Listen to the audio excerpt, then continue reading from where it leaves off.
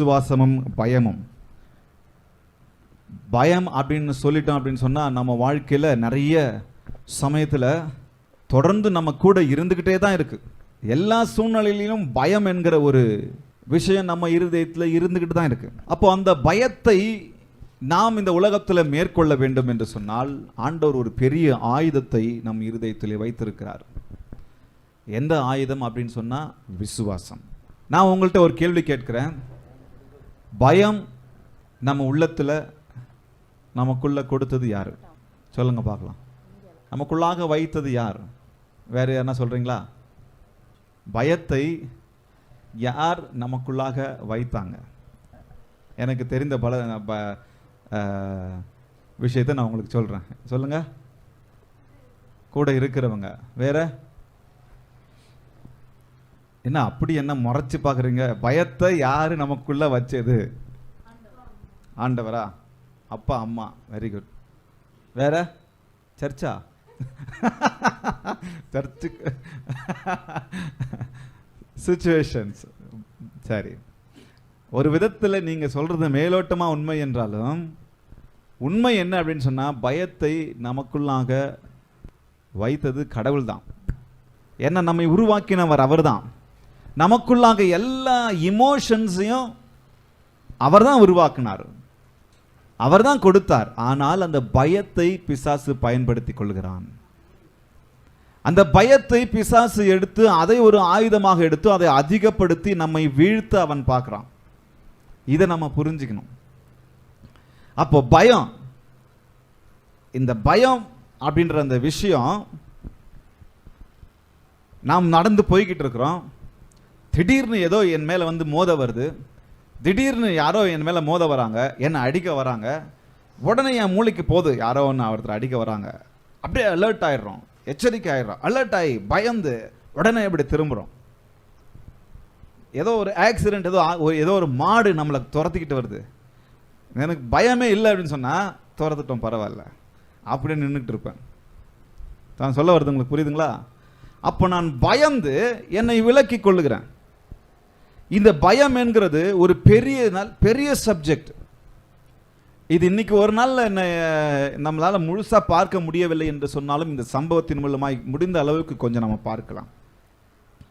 அப்போ பயத்தை ஆண்டவர் வைத்துக் கொண்டிருந்தாலும் சூழ்நிலைகள் நிமித்தமா, இன்னும் பலவிதமான கடினமான வாழ்க்கையின் நிமித்தமா அந்த பயத்தை பிசாசானவன் பயன்படுத்தி நம்மை வீழ்த்த எப்போதும் அவன் கெட்சிக்கிற சிங்கத்தை போல வகை தேடி திரிந்து கொண்டிருக்கிறவனா இருக்கிறான். ஒரு சம்பவம் வேதத்தில், இயேசு கூடவே இருந்தார். என்னங்க?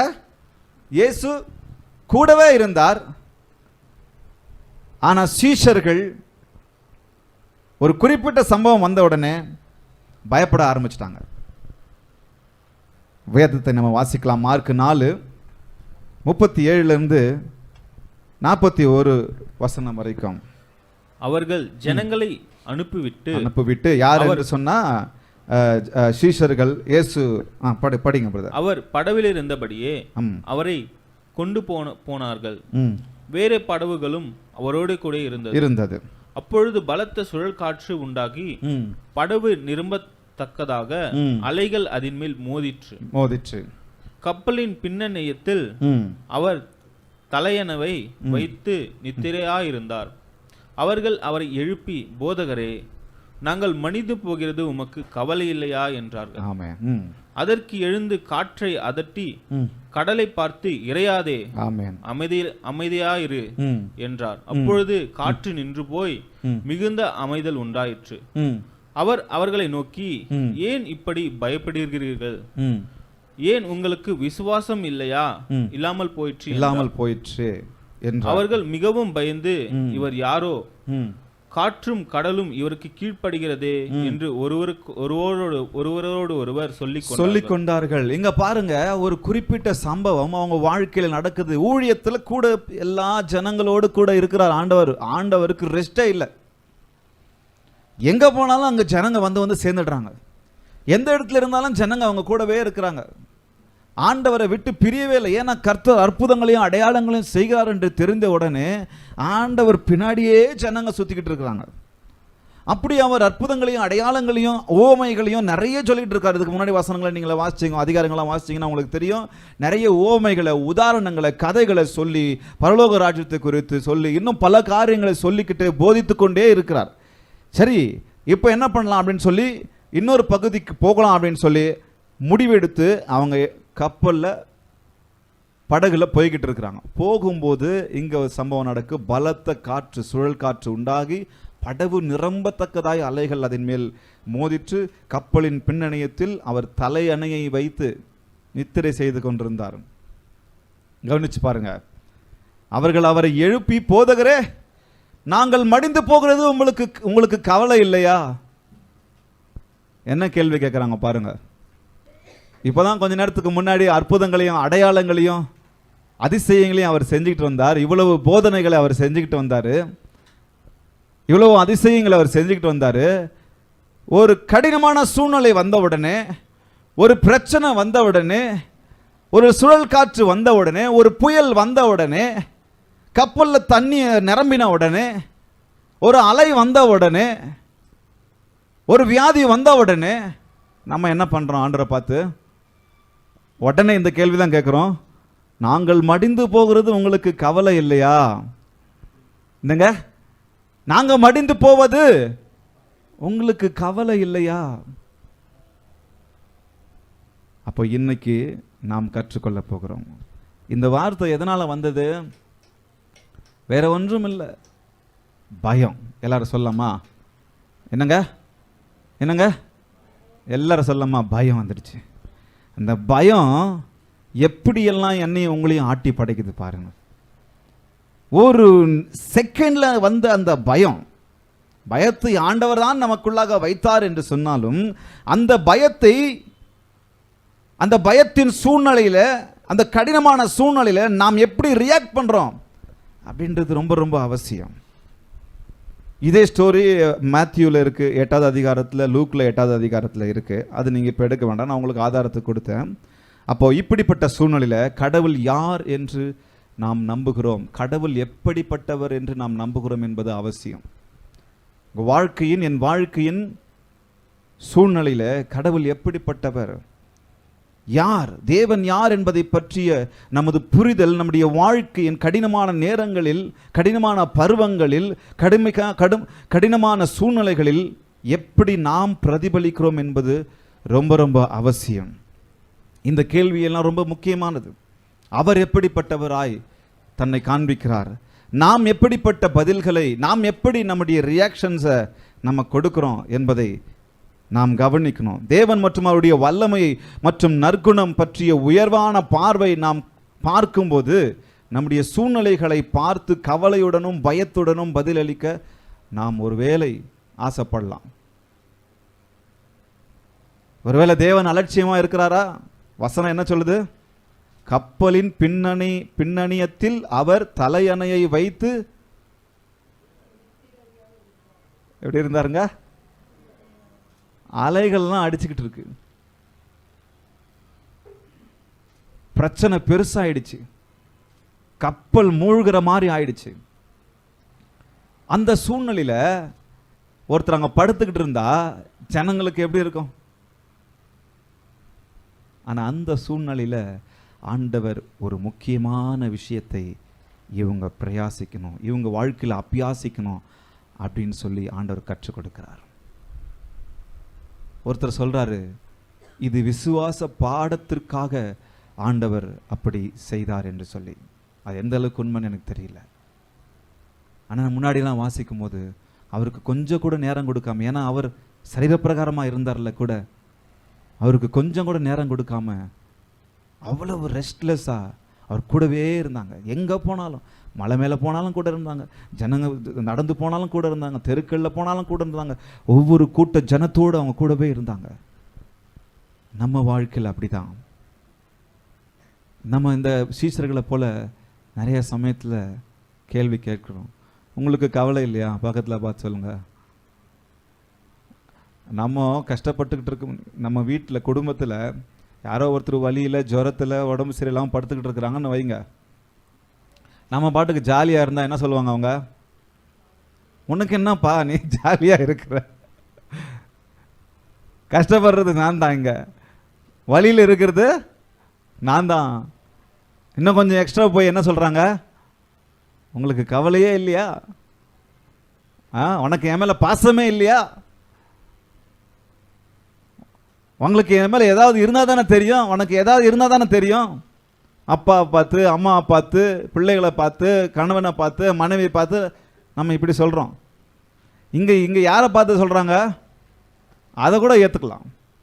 இங்கே யாரை பார்த்து சொல்கிறாங்க, உலகத்தின் இரட்சகரை பார்த்து சொல்கிறாங்க, காப்பவரை பார்த்து சொல்கிறாங்க. அவர் கூட இருந்தால் எனக்கு எதுவுமே ஆகாது, அதையெல்லாம் பார்த்தவர்கள் சொல்கிறாங்க. எதுவுமே ஆகாது அப்படின்னு சொன்னால் சூழ்நிலைகளை அவர் மேற்கொள்ள எனக்கு பேலன்ஸ் தருவார், அப்படியெல்லாம் பார்த்தவர் அவர் சொல்கிறாங்க. பக்கத்தில் பார்த்து சொல்லுங்க, உங்களுக்கு கவலை இல்லையா? எவ்வளோ பேருக்கு தூக்கத்தில் எழுப்புனா கோவம் வரும்? கையை தூக்கு. முதல் கையை தூக்குறான். எனக்கும் அப்படிதான், ஆனால் தூங்க விட மாட்டாங்க. தூக்கத்தில் தூங்கிக்கிட்டு இருக்கும்போது எழுப்புனா பயங்கர கோபம் வரும். இரவில் தூங்குவோம், அது சரி, காலையில் டைம் ஆகுது எழுந்திருக்கிறது அது வேற. எப்போவாவது நம்ம என்ன பண்ணுவோம், பகலில் தூங்குவோம், அப்போ எழுப்புவாங்க பாருங்க, அப்போ தான் கொஞ்சம் நிம்மதியாக தூங்க போகலான்னு எழுப்புவாங்க பாருங்க, வந்துடும் கடுப்பு நமக்கு.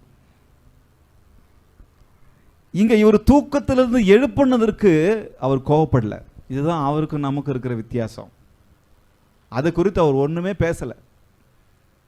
இங்கே பாருங்க, ஏண்டா நான் தூங்கிக்கிட்டு இருக்கிறேனே, கொஞ்சமாக கொஞ்சம் விடுங்கடா, நான் தான் கூட இருக்கிறேனே, கொஞ்சம் சைலண்டாக இருங்கப்பா, ஒன்றும் ஆகாது, நான் தான் உன் கூட இருக்கிறேனே, கொஞ்சம் சைலண்டாக இருங்க. என்ன மூழ்கியா போயிடுச்சு சொல்லுவோம், கப்பலாக மூழ்கிடுச்சு, கப்பலில் தான் மூழ்க போகுதுப்பா, கப்பலாக மூழ்கிடுச்சு, கொஞ்சம் தூங்குறோம்ப்பா.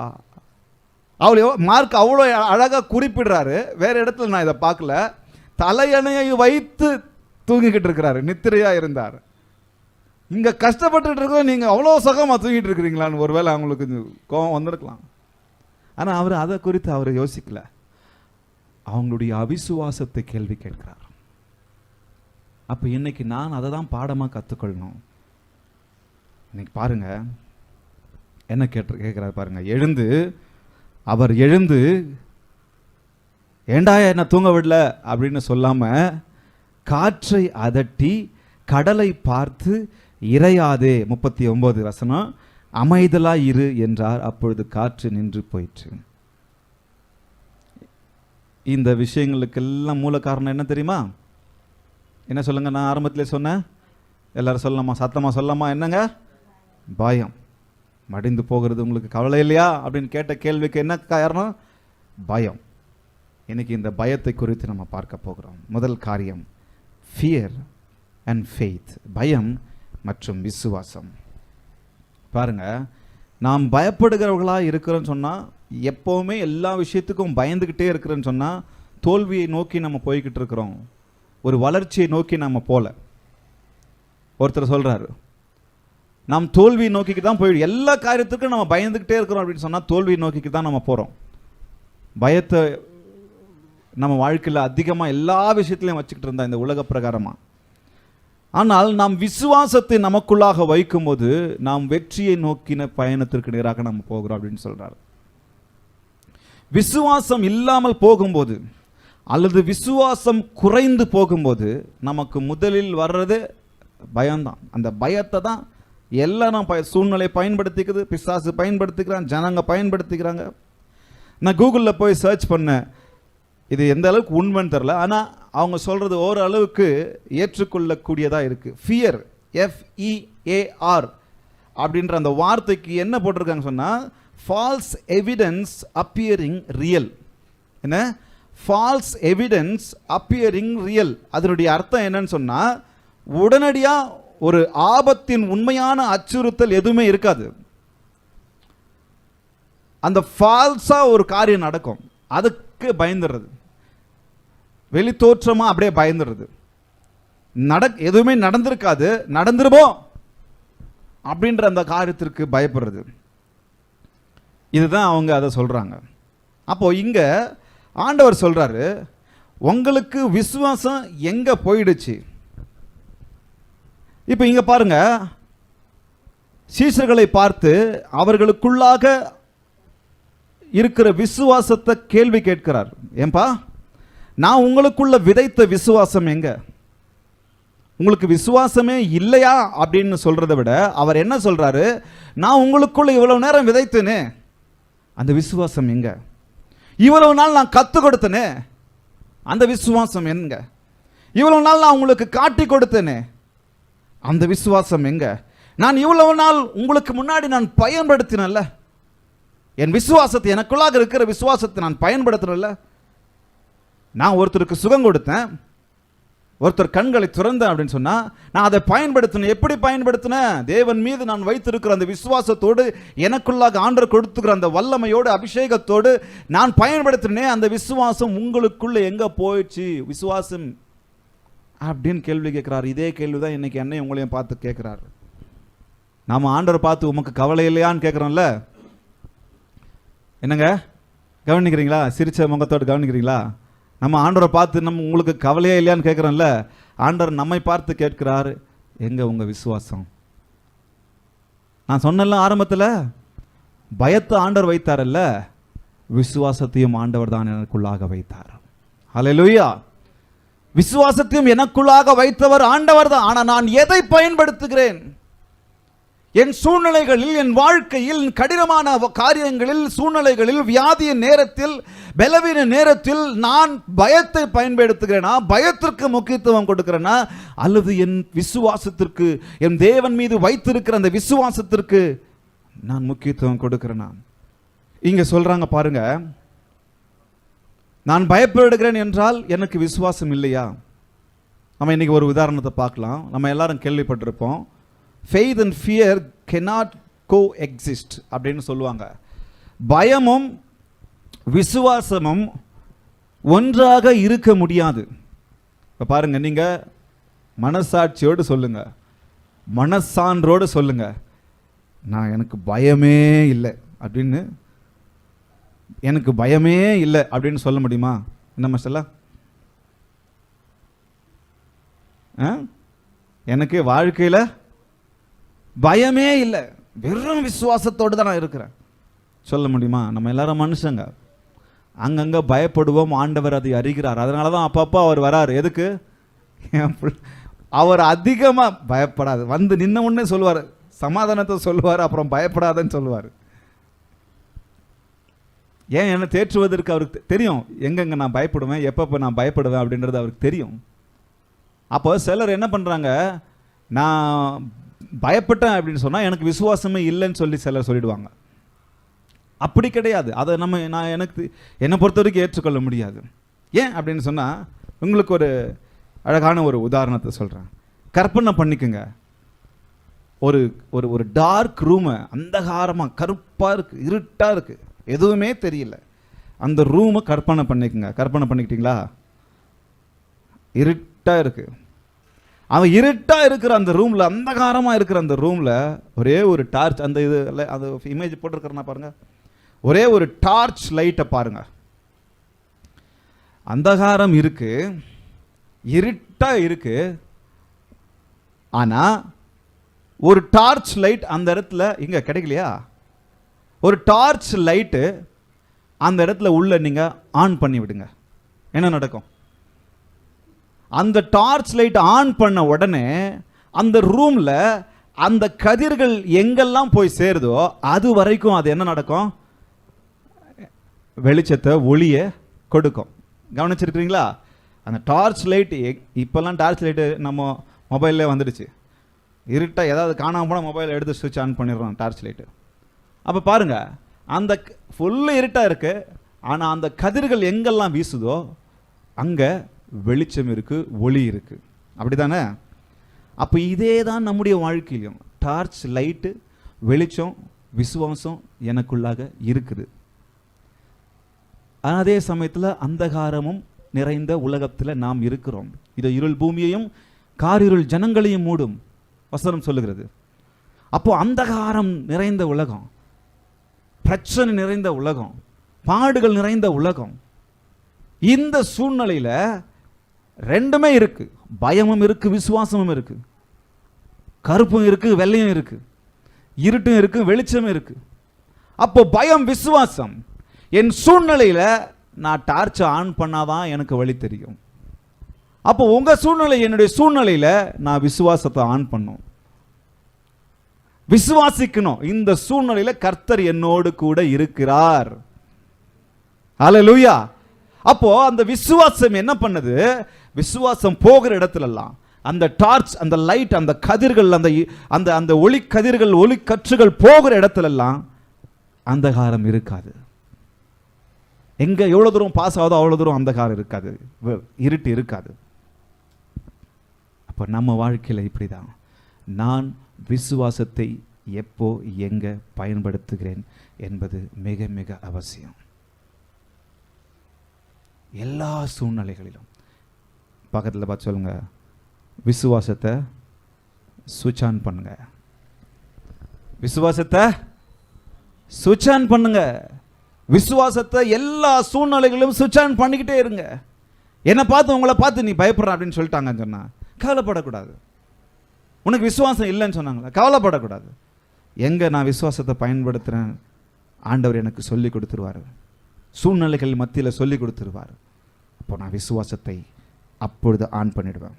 எப்பவுமே விசுவாசம் இருக்கும், ஆனால் சூழ்நிலைகள் வரும்பொழுது அதை இன்னும் ஒரு பெரிய ரேடிக்கல் ஃபேத். என்னோடு கூட கர்த்தர் இருக்கிறார், என் இயேசு என்னோடு இருப்பதால் நான் அஞ்சிறேன், நான் பயப்பட மாட்டேன். சுவிட்ச் ஆன் பண்ணிடுங்க. பரிபூர்ண விசுவாசத்திற்குள் பயம் இருக்க முடியாது. என்னங்க?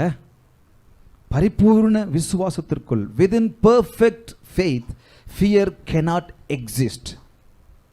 Within perfect faith, fear cannot exist. ஒரு பரிபூர்ண விசுவாசத்திற்குள் பயம் இருக்கவே முடியாது. ஆனால் பரிபூர்ணம் இல்லாத மனதில், இருதயத்தில் பயம் சில சமயங்களில் தங்கிக்கிட்டு தான் இருக்கும். பயத்தை நாம் அனுபவித்தால் நமக்கு விசுவாசம் இல்லை என்று அர்த்தம் இல்லை. விசுவாசத்தை பயன்படுத்தவில்லை. ஸோ இதை நம்ம ஞாபகம் வச்சுக்கலாம். வேத வசனம் சொல்லுகிறது 2 தீமோத்தேயு 1:7, தேவன் நமக்கு பயமுள்ள ஆவியை கொடாமல் பலமும் அன்பும் தெளிந்த புத்தியும் உள்ள ஆவியையே கொடுத்திருக்கிறார்.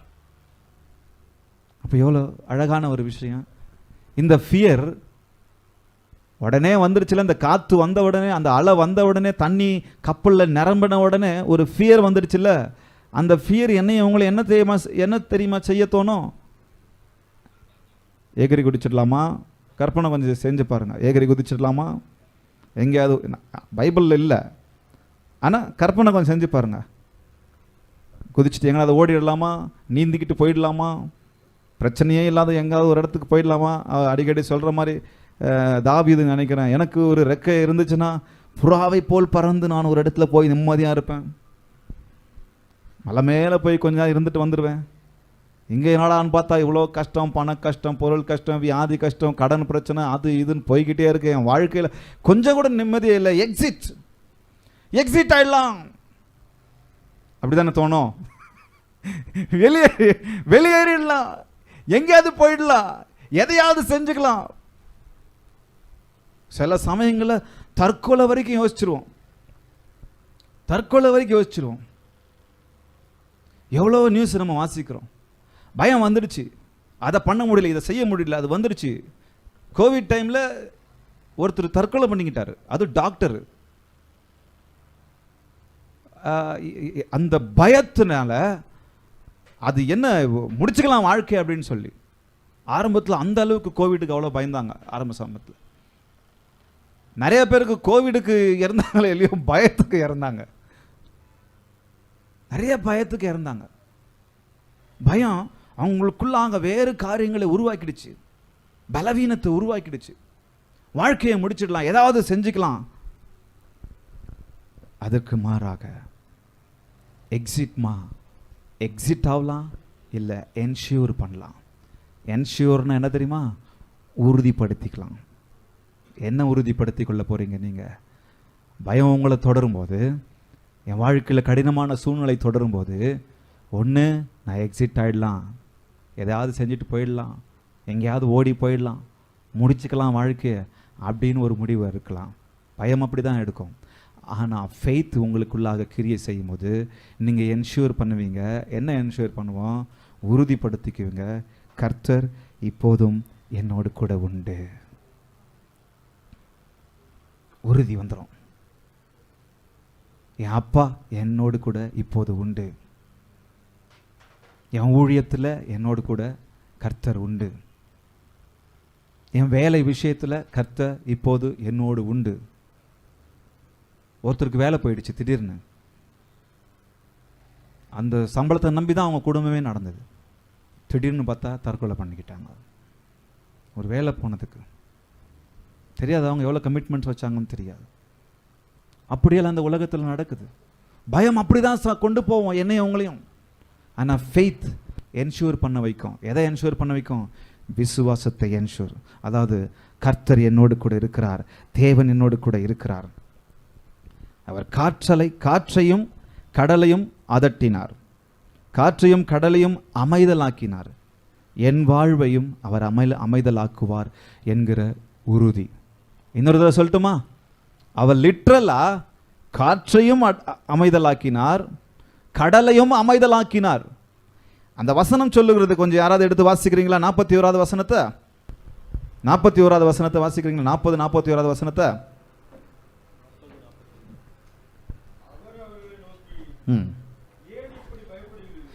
அவர் அவர்களை நோக்கி ஏன் இப்படி பயப்படுகிறீர்கள்? ஏன் உங்களுக்கு விசுவாசம் இல்லாமல் போயிற்று?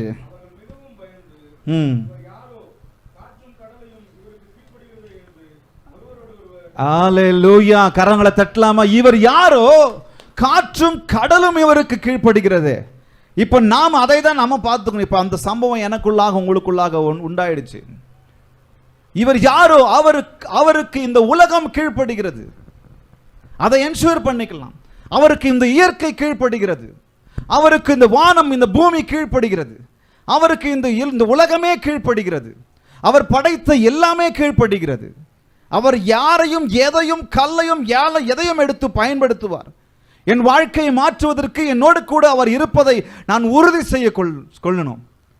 அப்ப விசுவாசத்தை நான் பயன்படுத்தும் போது நான் என்ஷூர் பண்ணிக்குவேன், கர்த்தர் எதையும் செய்கிற கர்த்தர், எல்லாவற்றையும் கூடும் என்று சொல்லுகிற கர்த்தர் என்னோடு கூட உண்டு. நீங்க பழைய ஏற்பாட்டில் இருக்கிற எல்லா சம்பவங்களையும் நினைச்சுக்குங்க, அது எல்லாமே உங்களை உறுதிப்படுத்திடும்.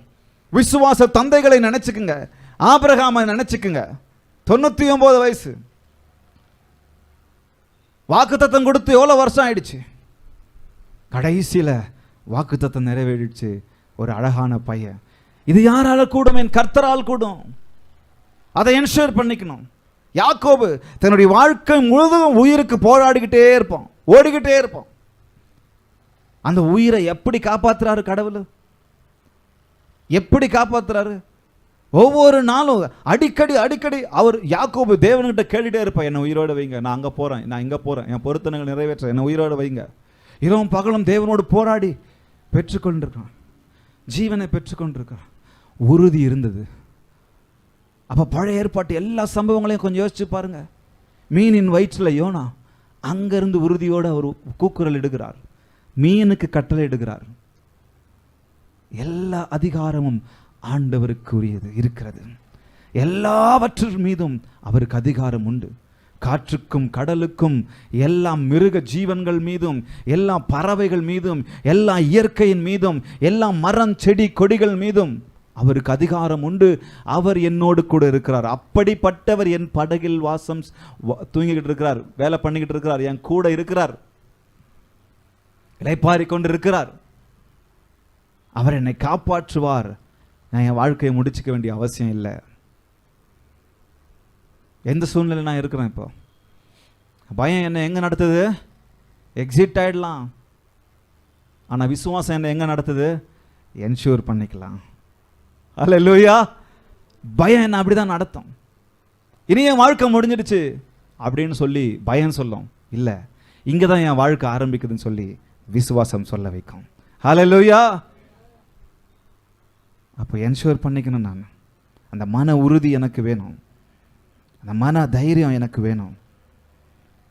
அவர் யார், அவர் எப்படிப்பட்டவர், அவர் எப்படிப்பட்ட தேவன், சகலமும் அவரால் கூடும், சகலமும் அவருக்கு அடங்கும் என்கிற அந்த என்ஷூர் எனக்கு உங்களுக்கு வேணும். ஒரு பெரிய புயலை பெரிய அமைதலாய் மாற்றிட்டார். எதிர்நோக்கி வந்த ஒரு பெரிய புயலை அமைதலாய் இருன்னு சொல்லி ஒரு second, a great storm became a great calm by Jesus. ஒரு பெரிய புயல் வந்தது, ஒரு செகண்ட்ல காற்றையும் கடலையும் அமைதலாய் இருன்னு சொல்லிட்டாரு. இறையாதேன்னு ஒரே வார்த்தை சொன்னார், அது அப்படியே பெரிய அமைதலாயிடுச்சு, ஒரு சத்தமும் கிடையாது. அப்படி செய்தவர் என் வாழ்க்கையிலும் செய்கிறார். இப்போ அவர் பாருங்க, கொஞ்சம் யோசிச்சு பாருங்க. வெளியில் இருந்த காற்றையும் கடலையும் அவர் அதட்டி அமைதலாக்குனாரு. உடனே திரும்புகிறார் சீஷர்கிட்ட, அது அமைதல் ஆயிடுச்சு. இப்போ இவனுக்குள்ள ஒரு பெரிய காற்றும் கடலும் ஓடிட்டு இருக்குது, இதை அமைதலாக்கணும். எங்கயா விசுவாசம்? நான் விதைத்த விசுவாசம் எங்க? நான் காட்டி கொடுத்த விசுவாசம் எங்க? நான் கற்றுக் கொடுத்த விசுவாசம் எங்க? நான் உனக்கு முன்மாதிரியாய் காண்பித்த விசுவாசம் எங்க? எங்க போச்சு உன் விசுவாசம்? அற்ப விசுவாசிகளே, ஏன் பயப்படுகிறீர்கள் அப்படின்னு சொல்றாரு. அப்ப என்ன அந்த கேள்வி என்ன பார்த்து சில சமயங்களில் கேட்கிறாரு. உங்களை பார்த்து கேட்கிறாரா இல்லையோ, என்னை பார்த்து அதிகமாக கேட்பாரு. ஏண்டா எல்லாத்துக்கும் பயப்படுற? நான் ஒருத்தன் உன் கூடவே இருக்கிறேனே. தாயின் கருவில் உருவாவதற்கு முன்பாக இருந்து நான் உன்னை தெரிந்து கொண்டவனாய் உன் கூடவே இருக்கிறேனே, உன்னை நடத்துறேனே, உன்னை நடத்தினேனே. கொஞ்சம் திரும்பி பாரு, எங்கெங்கிறதெல்லாம் உன்னை கடத்தி கொண்டு வந்திருக்கிறேன். எவ்வளவு மலைகளை தாண்டி கொண்டு வந்திருக்கிறேன், எவ்வளவு கடலை தாண்டி கொண்டு வந்திருக்கிறேன், எவ்வளவு வியாதியை தாண்டி கொண்டு வந்திருக்கிறேன், எவ்வளவு பிரச்சனைகளை தாண்டி கொண்டு வந்திருக்கிறேன். இன்னைக்கு நீ உயிரோடு இருக்கிறது எதனால? என்னால தானே. ஏன் மீது ஏன் உனக்கு விசுவாசம் இல்லை? வெளியில் இருந்த காற்றையும் கடலையும் அதட்டுறது மாத்திரம் இல்லை, மனுஷன் உள்ளுக்குள்ள இருக்கிற காற்றையும் கடலையும் அதட்டி விட்டாரு. பயந்து போயிட்டாங்க. அந்த சூழ்நிலை எவ்வளவு அழகா விசுவாசத்தை போதிக்கிறார் பாருங்க. நான் இருந்தேன்னா ஏண்டா என்ன தூங்க விடல, ஏண்டா இவ்வளவு நேரம் வேலை செஞ்சுட்டு வந்தனாடா, கொஞ்சம் கூட இறக்கமே இல்லடா, ஒரு 10 நிமிஷம் தூங்க விடுறீங்களா என்ன, ஒரு 5 நிமிஷம் நிம்மதியாக விடுறீங்களா என்ன நான் கேட்பேன். அவர் அதை குறித்து அதெல்லாம் அவருக்கு கவலையே இல்லை. அங்கேயும் விசுவாச பாடத்தை கற்றுக் கொடுக்கிறார். அற்ப விசுவாசிகளே, ஏன் பயப்படுகிறீர்கள்? உங்கள் விசுவாசம் எங்கே? சொல்லமா? Exit and ensure. சொல்லமா? Exit and ensure. சீக்கிரமா போறேன். அடுத்தது ஆங்ஸைட்டி ஆர் அக்செப்டன்ஸ். ஆங்ஸைட்டி அப்படின்னு சொன்னா பதட்டம், இல்லைன்னா கவலை, இல்லைன்னா பதற விஷயம், அதை சொல்லுகிறது, அதை காண்பிக்கிறது. அக்செப்ட் அப்படின்ற விஷயம் எதை கொள்ளுகிறதுன்னு சொன்னா ஏற்றுக்கொள்ளுகிற விஷயம். பாருங்க, பயம் வந்துடுச்சு, பயம் வந்த உடனே ஏதாவது செஞ்சுக்கலாமா, ஏதாவது ஆயிடுமோ, அது ஆயிடுமோ, இது ஆயிடுமோ அப்படின்ற அந்த மனசில் தோன்ற அந்த காரியம், நான் ஏதாவது எக்ஸிட் ஆகிடலாமா அப்படின்னு சொல்லும். இல்லை, விசுவாசத்தினால நான் என்ன பண்ணலாம், என்ஷூர் பண்ணிக்கலாம். பயம் என்னை எக்ஸிட்டுக்கு நேராக நடத்துது. இந்த எக்ஸிட் எதுக்கு நேராக நடத்து தெரியுமா? நம்மளை ஆட வச்சிரும், பதட்டம் வந்துடும் நமக்கு. இந்த பதட்டம் வந்த உடனே நம்ம என்ன சொல்லுவாங்க, பதறாத காரியம் செதறாது. நடுங்கிட்டு பயம் வந்துடுச்சு, எனக்கு எதுவும் செய்ய முடியல, ஏதோ ஆயிட போகுது அப்படின்னு சொல்லி உடனே அந்த அந்த அந்த ஆங்ஸைட்டி, அந்த கோபம் மாதிரி என்ன செய்யறதுன்னு தெரியல, தலையெல்லாம் பூச்சி ஓடுது, பதட்டம் ஆயிடுது. ஒரு தோல்வி வந்துடுச்சு, ஒரு பலவீனம் வந்துடுச்சு. அந்த பதட்டத்தில் எங்கே போகிறதுன்னு தெரியாமல், எதை செய்யறது தெரியாமல், எங்கே பார்க்கறது தெரியாமல், யாரை பார்க்கறதுன்னு தெரியாமல் ஓடிக்கிட்டே இருந்து எதையாவது ஒன்று செஞ்சுக்கிட்டு வாழ்க்கையை குழப்பிக்கிட்டு இனி கடைசியில் எதுவுமே ஆகாது அப்படின்னு சொல்கிற சூழ்நிலை வந்துடுது. மாறாக சூழ்நிலைகளை அப்படியே அக்செப்ட் பண்ணிக்கங்க.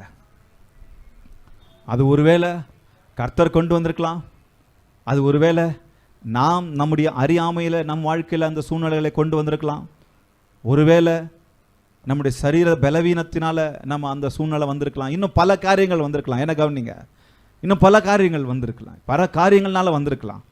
ஆனால் சூழ்நிலைகளை நாம் அப்படியே அக்செப்ட் பண்ணிக்கணும்.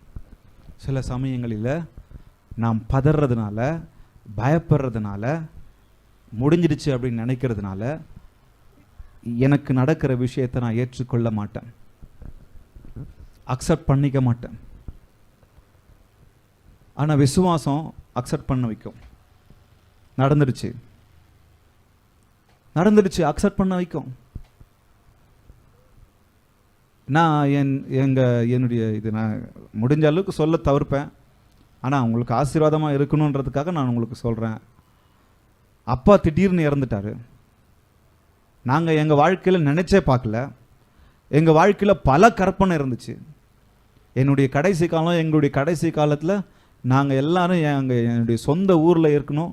அந்த சின்ன ஊரில் இருந்து அந்த வீட்டை ஒரு இடத்த கட்டிக்கிட்டு நாங்களாச்சு ஒரு சின்ன விவசாயமாச்சு அப்படின்னு இருக்கணுன்ற பெரிய பெரிய கற்பனையெல்லாம் இருந்துச்சு. அவர் இறக்கிறது இது யாருக்கும் தெரியாது. அவர் இறக்கிறதுக்கு ஒரு 2 மாதத்துக்கு முன்னாடி 3 மாதத்துக்கு அவருக்கு அந்த ஸ்மோக்கிங் பழக்கம் இருந்துச்சு. அப்பாவுக்கு ஒரு லெட்டர் எழுதலாம் அப்படின்னு சொல்லி நான் யோசிச்சுட்டு இருந்தேன். அப்பா, நீங்கள் இன்னும் என் கூட கொஞ்ச நாள் இருக்கணும், இன்னும் கொஞ்ச நாள் என் வாழ்க்கையில் இருக்கணும், நீங்கள் இதெல்லாம் நீ விட்டுடு அப்படின்னு சொல்லி அதெல்லாம் என் கற்பனையில் இருந்து வந்து ஓடிக்கிட்டே இருக்கு. திடீர்னு கண்ணுமைக்கிற நேரத்தில் நாங்கள் என்னுடைய சர்ச்சில் அங்கே இஏஜிசியில் இருக்கும்போது கண்ணுமைக்கிற நேரத்தில் நாங்கள் ப்ராக்டிஸ் பண்ணிக்கிட்டு இருக்கிறோம் கிறிஸ்மஸுக்காக. கண்ணுமைக்கிற நேரத்தில் ஒரு ஆராதனை, சண்டே சர்வீஸ் டைம். அது சண்டே சர்வீஸ் முடிச்சுட்டு கிறிஸ்மஸுக்காக நாங்கள் அங்கே ப்ராக்டிஸ் பண்ணிக்கிட்டு இருக்கிறோம் பாடல்களை. திடீர்னு ஃபோன் வருது, இந்த மாதிரி இருக்குது, ஹாஸ்பிட்டல் அட்மிட்.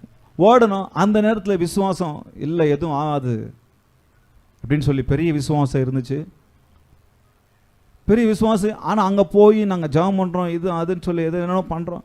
அந்த ஹாஸ்பிட்டலில் அந்த டாக்டருங்க அந்த சிபிஆர்ன்னு சொல்லுவாங்க, எல்லாம் செஞ்சு பார்க்குறாங்க. திடீர்னு அப்பா இறந்துட்டார்.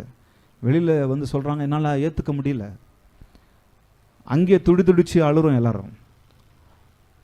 அது பல வருஷங்கள் என்னால் அக்செப்ட் பண்ணிக்க முடியல அந்த தோல்வி, அந்த இழப்பை. இப்பொழுது கூட விசுவாசம் மாத்திரம் எனக்குள்ளாக இல்லாமல் இருந்தால் அதை இன்னைக்கு வரைக்கும் நான் ஏற்றுக்க மாட்டேன். ஆனால் விசுவாசம் இருக்கிறதுனால அதை நான் அக்செப்ட் பண்ணிக்கிறேன். இறந்தாச்சு, இனி என் வாழ்க்கையில் எங்கள் குடும்பத்தில் அவர் இல்லை. அப்போ கொஞ்சம் யோசித்து பாருங்க, நான் எதையும் ஏற்றுக்கொள்ளுகிற இருதயம் விசுவாசம் இருக்கும்போது கொடுக்கும். அப்போ என் தோல்வி, என் இழப்பு, என் அப்பாவை இழந்தது என்னால் ஏற்றுக்கொள்ள முடியல. கேள்வி கேட்குறேன், ஏன்பா எனக்கு அவரை நாங்கள் சீக்கிரமாக அன்னைக்கு நான் நினைக்கிறேன் 5 மணி நினைக்கிறேன், அன்னைக்கு மதியம் ஒரு மறுநாள் காலையில் ஒரு 12 மணிக்கெல்லாம் நாங்கள் எடுத்துட்டோம். என்னால் அவர் அந்த மாதிரி இருக்கும்போது பார்க்க முடியல. என் கூட நடந்தவர், என்ன எல்லாவற்றையும் கற்றுக் கொடுத்தவர், அப்படி பார்க்க முடியல. இல்லை, நீங்கள் சீக்கிரமாக எடுத்துடலாம். அதன் பிறகு எவ்வளவு நாள் அழுதுகிட்டே இருப்போம். வண்டியில் போவேன், திடீர்னு ஆட ஆரம்பிச்சிருவேன். எங்கேயாவது ஒரு இடத்துல நின்றுட்டு இருப்பான். அதை ஏற்றுக்கொள்ள முடியல, நிறைய விஷயங்கள் ஏற்றுக்கொள்ள முடியல. ஆனால் ஏற்றுக்கொண்டு தான் ஆகணும், அக்செப்ட் பண்ணிக்கணும். அக்செப்ட் பண்ணாதான் மீதி இருக்கிற வாழ்க்கையை, கூட இருக்கிற எல்லாரையும் நானும் நீங்களும் கவனிக்க முடியும். உங்கள் ஊழியத்தை கவனிக்க முடியும், குடும்பத்தை கவனிக்க முடியும். ஒருவேளை இப்படிப்பட்ட சூழ்நிலை நீங்களே யாரெல்லாம் இருக்கலாம், இனி வரப்போகிற நாட்கள் ஏதாவது நடக்கலாம். அக்செப்ட் பண்ணிக்கிட்டே தான் ஆகணும். அக்செப்ட் பண்ண முடியல, ஏற்றுக்கொள்ள முடியலன்னு சொன்னால் நாம் கடவுளை விட்டே தூரம் போகிற சூழ்நிலை வந்துடும். சாதாரண கடன் பிரச்சனை, எனக்கு அந்த கடனை அந்த ஆண்டவர் சந்திக்கலை, ஏற்றுக்கொள்ள முடியல, ஆண்டவர் விட்டு போயிடுறாங்க, ரொம்ப ஈஸியாக போயிடுறாங்க. கடன் பிரச்சனை தீரல, அந்த காசை அவர் சந்திக்கல, கடவுள் இல்லை, அவர் தூங்கிக்கிட்டு இருக்கிறார், அவருக்கு என் மேலே அக்கறை இல்லை, அவருக்கு என் மேலே கவலை இல்லை, அவர் பாட்டுக்கு அவர் வேலை என்ன கவனிக்கிறாரா இல்லையா, ஏற்றுக்கொள்ள முடியல, கடவுள் விட்டு போயிடுறாங்க. கடவுளை நீ யாருன்னு கேள்வி கேட்க, உனக்கு கவலை இல்லையான்னு கேட்குறாங்க. கேட்குறோம் நம்ம, சொல்லம்மா, ஆங்ஸைட்டி, அந்த பதட்டம், ஃபியர் பதட்டத்தை கொடுக்கும். ஆனால் ஃபெய்த் அக்செப்டன்ஸை கொடுக்கும். தோல்வியை ஏற்றுக்கொள்ளும், நம் பலவீனத்தை ஏற்றுக்கொள்ள வேண்டும். தவறு செஞ்சுட்டேன்னா அந்த தவறை நான் என்ன பண்ணணும், ஏற்றுக்கொள்ளணும். மனுஷங்க நம்ம எல்லாருமே, நான் தவறு செஞ்சுட்டேன்னா ஏற்றுக்கொள்ளணும். அதை நான் சறுக்கிட்டேன். ஆமாம், இவ்வளோ பெரிய விஷயம், இவ்வளோ பெரிய லாஸ், இவ்வளோ பெரிய கடன், திடீர்னு யாரையோ நம்பினேன், எதையோ பண்ணிட்டேன், இழந்துட்டேன். அதை அக்செப்ட் பண்ணிக்கணும். அதை அக்செப்ட் பண்ண முடியலன்னு சொன்னால் நம்ம இழந்து போயிடுவோம். இழப்புகளை ஏற்றுக்கொள்ளணும். நம்ம வாழ்க்கையில் எனக்கு குறை இருக்குது அப்படின்னு சொல்லி அதை நான் ஏற்றுக்கொள்ளணும். ஏற்றுக்கொள்ளாத வரை நம்முடைய நிலைமை சரியாகாது. கரெக்டாக நான் சொல்கிறது?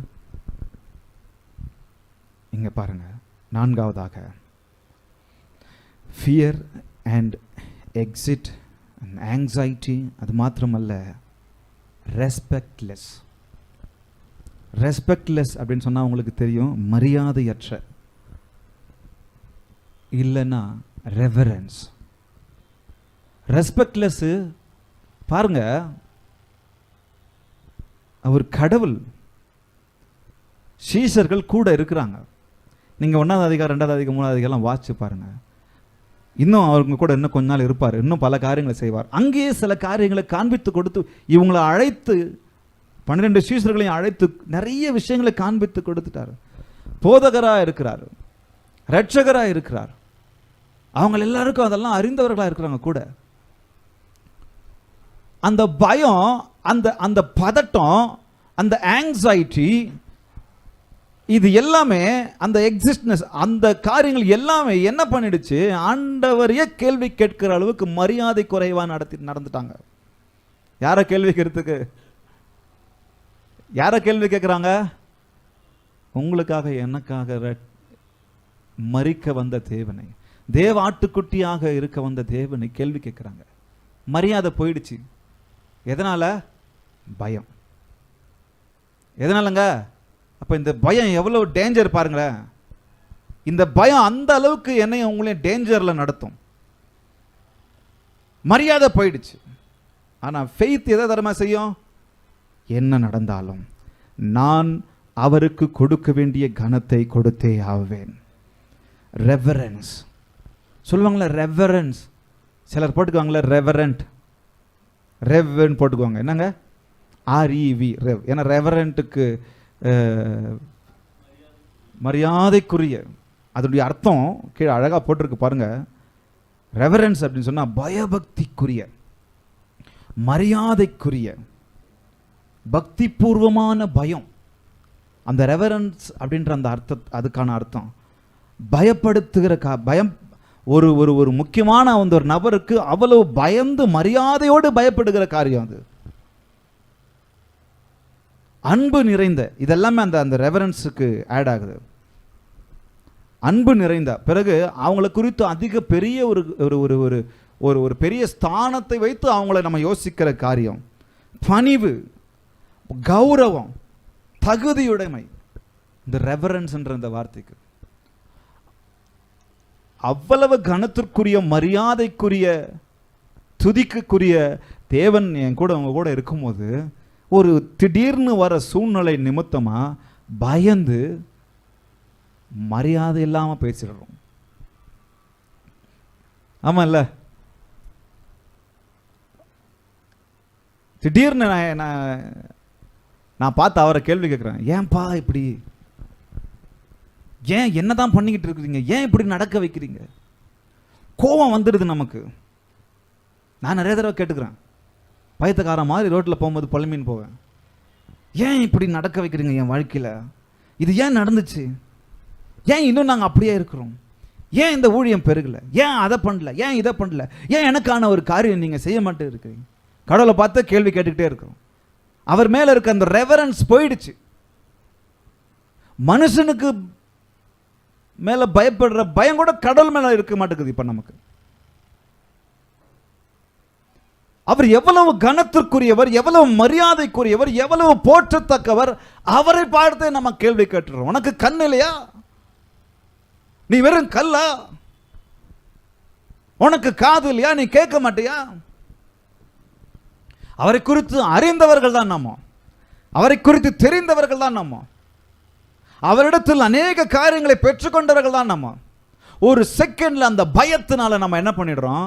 அவர் செய்தது எல்லாத்தையும் மறந்துட்டு அவரை பார்த்து கேள்வி கேட்கிறோம். உங்களுக்கு கவலை இல்லையா? என்னங்க? உங்களுக்கு கவலை இல்லையா? சொல்லுங்க. Reverence R ரெஸ்பெக்ட்லெஸ். மரியாதையற்ற தனமா நம்ம நடந்துக்கிறோமா பயத்தினால, அல்ல விசுவாசத்தினால அவருக்கு செலுத்த வேண்டிய அந்த பயபக்தி? பயபக்தி அப்படின்னு சொன்னா, அவருக்கு நாம பயப்படுறோம் பாருங்க, அந்த பயம் என்னையும் உங்களையும் எப்படி நடத்தணும் தெரியுமா? அந்த பயத்தோடு அவரை நேசிக்கிறது எப்படின்னா, மரியாதை கலந்த பயம். வெறும் பயம் இல்லை. அவர் என்ன எதையாவது செஞ்சிருவாரோ, நான் அதை செஞ்சுட்டேன், இதை செஞ்சுட்டேன், பாவத்தை செஞ்சுட்டேன், அதனால் எதனா செஞ்சிருவாரோன்னு சொல்லி அவருக்காக ஓடி வர்றதில்லை. அவர் மேலே வைத்திருக்கிற பயம் கலைந்த, மரியாதை கலந்த, கனம் கலைந்த பயம். அதுதான் ரொம்ப அவசியம். அதுதான் அதுக்கான காரியம், அர்த்தம். அப்போது நான் என்னுடைய சூழ்நிலை கடினமான நேரத்தில், கடினமான சூழ்நிலையில், பிரச்சனையின் நேரத்தில், கையில் காசு இல்லாத நேரத்தில், யாரும் கூட இல்லாத நேரத்தில் நான் அவரை மரியாதைக்குரியவராய் நடத்துகிறேனா அல்லது மரியாதையற்ற தனமாய் நான் நடத்துகிறேனா என்பது ரொம்ப அவசியம். திடீர்னு ஆண்டரை துக்கப்படுத்திடுறோம், பரிசுத்த ஆவியானவரை துக்கப்படுத்திடுறோம். ஸோ கடைசியா அந்த ஸ்லைடை போடுங்க, லாஸ்ட் ஸ்லைடு போடுங்க. பாருங்க, worldly fear leads, fear, exit, anxiety, respectless. சங்கீதக்காரன் சொல்றாரு, என் சத்துருக்களால் வரும் பயத்திற்கு நான் பயப்பட மாட்டேன்.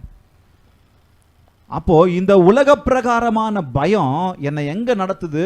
வெறும் பயத்திற்கே தான் நடக்குது. அந்த பயம், அது வந்துடுச்சுன்னா அது மேல இருக்கிற பயம், இந்த வியாதி வந்துடுச்சுன்னா அது மேல இருக்கிற பயம், சத்துருக்கள்னால் வருகிற பயம், கடனால் வர பயம், வியாதியினால வர பயம், மனுஷங்கள்னால வர பயம், அதற்கு நேராக அந்த பயம் நடத்துது. நான் எதையாவது செஞ்சு என் வாழ்க்கையை முடிச்சுக்கிறேனே அப்படின்னு சொல்லி வரும். அப்போ FEAR, ஆங்ஸைட்டி, ரெஸ்பெக்ட்லெஸ், வேர்ல்ட்லி ஃபியர் அப்படி தான் நடத்தும். ஆனால் காட்லி ஃபியர், இன்னொரு வார்த்தையில் சொல்லணும்னு சொன்னால், விசுவாசம் எனக்குள்ளாக இருக்கும்போது, ஃபெய்த், என்ஷூர், அக்செப்டன்ஸ், ரெவரன்ஸ். இப்போ யோசிச்சு பார்த்துங்க, இந்த ஃபியர் வேணுமா இல்லை இந்த ஃபியர் வேணுமா? காட்லி ஃபியர் வேணுமா அல்லது வேர்ல்ட்லி ஃபியர் வேணுமா? நான் கடவுளுக்கு பயந்து இந்த உலகத்துக்கு, கடவுளுக்கு மாத்திரம் நான் பயந்து சொன்னால் இந்த உலகத்துக்கு பயப்பட வேண்டிய அவசியமே இல்லை. ஏன்னா கர்த்தருக்கு பயப்படுகிற பயம் என் ஆயுசு நாட்களை அதிகரிக்கும் சொல்லி வேதம் சொல்கிறது. கர்த்தருக்கு பயப்படுகிற பயம் என்னை நல்வழிப்படுத்தும் சொல்லி வேதம் சொல். கர்த்தருக்கு பயப்படுகிற பயம் ஞானத்தின் ஆரம்பம் சொல்லி வேதம் சொல்லுகிறது. ஆனால் இந்த உலகத்திற்கு பயப்படுகிற பயம், பிசாசுக்கு பயப்படுகிற பயம், இந்த உலகத்தின் கடினமான சூழ்நிலைகளுக்கு பயப்படுகிற பயம் என்னை இந்த உலகத்திலிருந்து, கர்த்தரிடத்திலிருந்து பிரித்துவிடும். பயத்தை, விசுவாசத்தை கர்த்தர்தான் எனக்குள்ளாக வைத்தார். ஆனால் நான் பயப்பட வேண்டும் கர்த்தருக்கு மாத்திரம். ஹல்லேலூயா. நான் விசுவாசிக்க வேண்டும் கர்த்தரை மாத்திரம். இந்த உலகத்தை நான் வேற விதமாக பார்த்துட்டு, இந்த உலகத்தின் காரியங்களை நான் பயந்துட்டு இருந்தேன்னு சொன்னால் என் வாழ்க்கையில் நான் முன்னேற முடியாது. அங்கேயே தேங்கி நின்றுடுவோம். அப்படியே ஒரு சாக்கடை போல நின்றுடுவோம். யாருக்கும் ஆசீர்வாதமாக இருக்க மாட்டோம், நாம் நமக்கே ஆசீர்வாதமாக இருக்க மாட்டோம். நம்முடைய வாழ்க்கை அப்படியே அழுகி போயிடும். ஒன்றை மாத்திரம் என்ஷூர் பண்ணிக்கோங்க, என் நேசர் என்னோடு கூட எப்போதும் இருக்கிறார். ஹல்லேலூயா. என் நேசர் எப்போதும் என்னோடு கூட இருக்கிறார். அலைகள் படகின் மேல் மோதியே ஆழ்த்தினாலும் கர்த்தரே என்னோடு இருக்கிறார்.